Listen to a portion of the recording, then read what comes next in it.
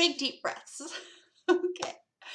So here we are with Carla's WIM Run the World group. And again, I am Stephanie Luaris and I'm from Heart and Soul Fitness and Wellness. Today we are talking about nutrition, picking up on a little bit of the conversation where we were talking about food logging. My personal take on food logging is I'm on the fence.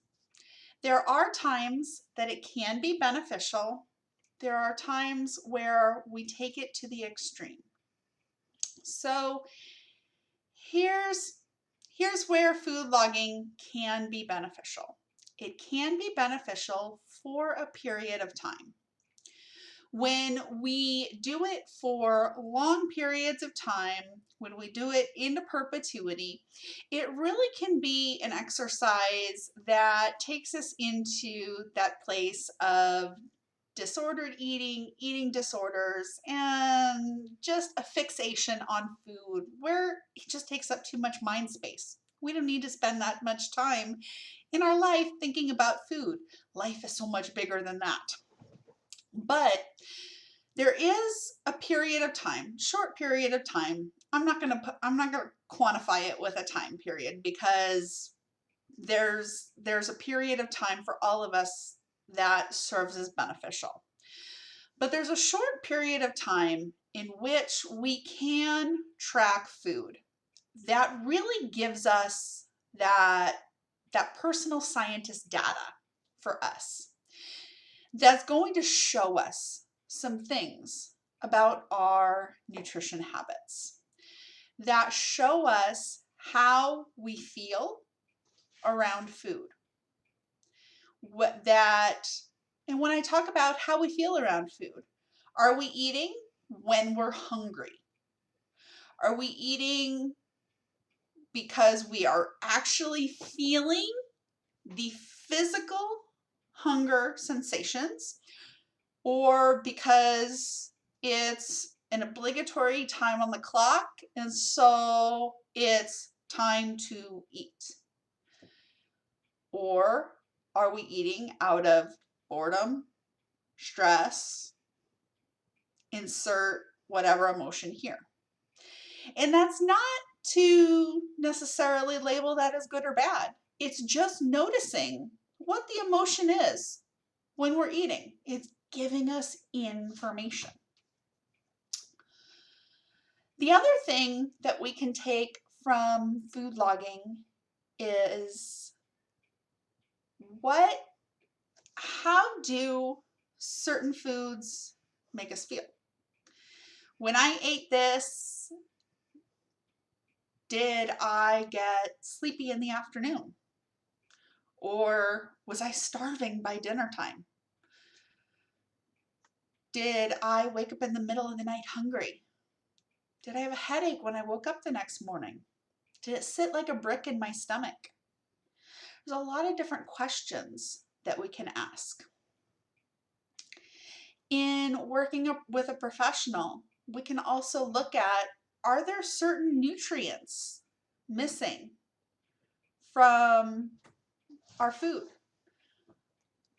At a very base level, are we getting enough fruits and vegetables? Are we getting enough protein? Are we getting enough carbohydrates? Are we getting enough fat? Are we getting enough fiber? Are we getting enough of those things that help the body run?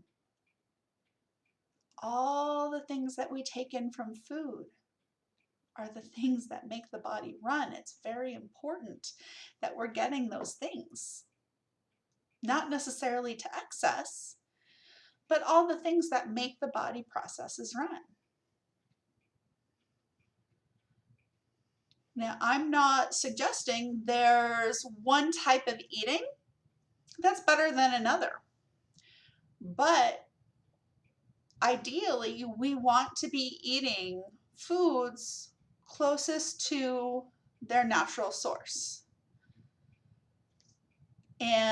But I'm also a person that's all about convenience. So we like that balance in life of some foods that will be processed, but also some foods that are straight out of the produce section, straight out of the meat section, things like that. But two, when we are eating those processed foods, they need to be those whole foods, as close to unprocessed as possible. So things like our yogurt, for example. We don't want things like non-fat, fat-free, sugar-free. A lot of these buzzwords that we see, well, they're not buzzwords, but when we see them, these are products that have been processed. They've been processed in a way to take something out of the food to make it appear in a different way. But also in the process, because it's processed, something else has been put into it so that it still tastes good. So we also have chemicals that have been put into it. So it's now been further taken from that original form. So that's just something to consider when we're looking at the foods. In how is that processed food making me feel as opposed to a whole item? And finding that balance in those different types of foods.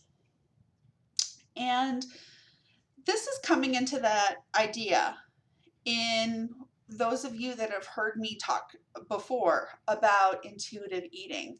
This is coming into this place of full permission and getting rid of that food police in our mind of what is good and bad food, what is healthy and not healthy food, what is, taking away the morality around food, and just understanding that all food can be beneficial for us, all food can fuel us, but at the end of the day, it's coming back to how does that food make us feel?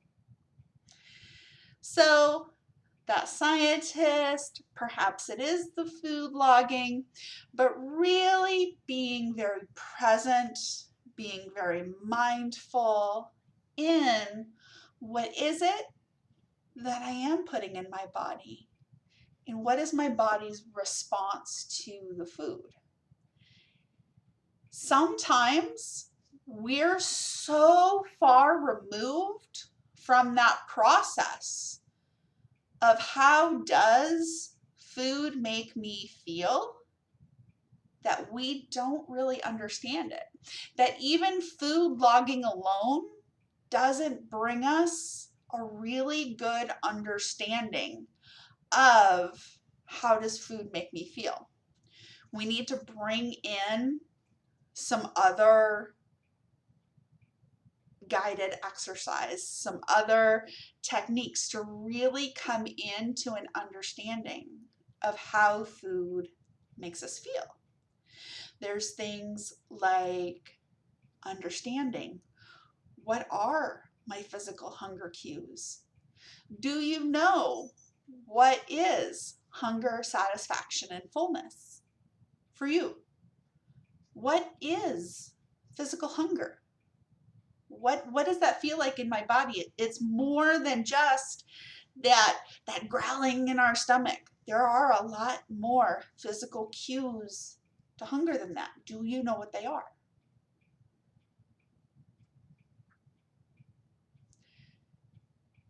What does it mean to be satisfied versus being full? There's a lot of different things that we can do in being mindful in that. Are you mindful when you eat? Do you use your 5 senses when you're eating? Are you listening? Do you hear in the environment around you? Are you removed from your workspace? Is the phone down? Is the TV off? Is social media closed? Maybe have you left your office? Are you eating in the kitchen or the dining room, or maybe in a restaurant, or wherever?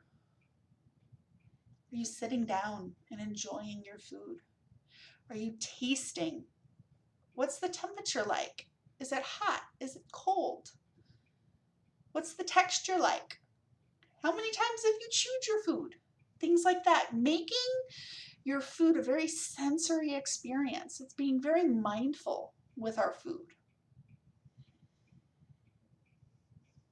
All of these things start to help us to really identify how food makes us feel. And if you're still struggling at that point,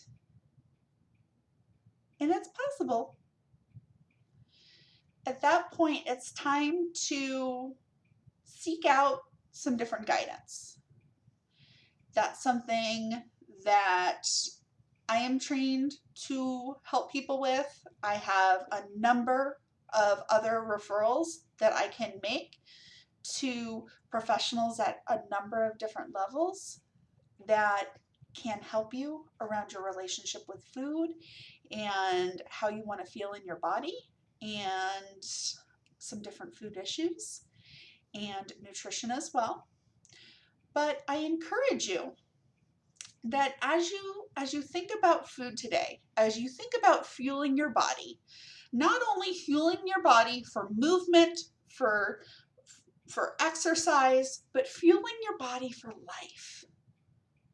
To think about, how is it that I want to feel today, and how is this food going to make me feel, not only right now, but how does this food make me feel in general? How does it serve me? I guarantee it's going to revolutionize your relationship with food and how you feel. If you have any questions at all, please, please, please reach out. I am as accessible as I can possibly be. I'm available on social media. I'm on Facebook, Instagram, Twitter, LinkedIn, all the things. You can search me by my name. Also, you can search me or you can send me an email, my first and last name, Stephanie Lueras, LUERAS @gmail.com, or tell Carla, hey, I need to reach Stephanie, and she will put you in touch with me. Have a wonderful, wonderful day. I am sorry again for the technological glitches. Again, that is just the joy of technology. Have a beautiful day, a wonderful week, and we'll chat again soon.